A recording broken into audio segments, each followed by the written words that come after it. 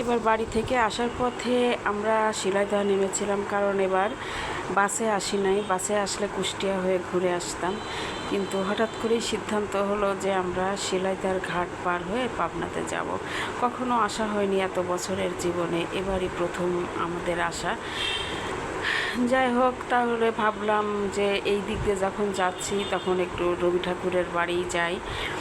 আমাদের গাড়িটা মানে সিএনজি নিয়েছিলাম, সেটা হচ্ছে আমাদের রিজার্ভ ছিল, এই জন্য আর কি পারছিলাম। তো আমরা শিলাইদহ গিয়ে রবি ঠাকুরের বাড়ি দেখে আবার ফিরে আসার পথে দেখেন এই জিনিসগুলো দেখতেছি। প্রত্যেকটা দোকানেই আমরা প্রায় গিয়েছিলাম, কিনি না কিনি দেখলাম আর কি। জিনিসগুলো ভালো, মোটামুটি বেশ সুন্দর, অনেক জিনিস আছে, কিন্তু আমার কাছে মনে হলো তুলনামূলক একটু দামটা বেশি সব জিনিসের, প্রতিটা জিনিসেরই। রবীন্দ্রনাথের বাড়ি আসলে পুরাপুরি দেখা হয়নি, কারণ যাত্রাপথে আসলে দেখা যায় না। ওখানে আসলে ওখানেই আসতে হবে, তাহলে দেখা যাবে সব।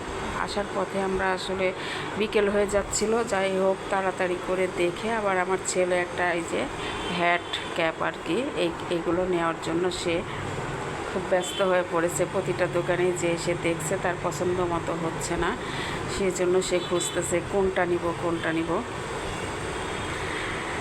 যাই হোক, শেষ পর্যন্ত মনে হয় হাতে যেটা এটাই নিয়ে নিল। এ পর্যন্তই, ভালো থাকবেন।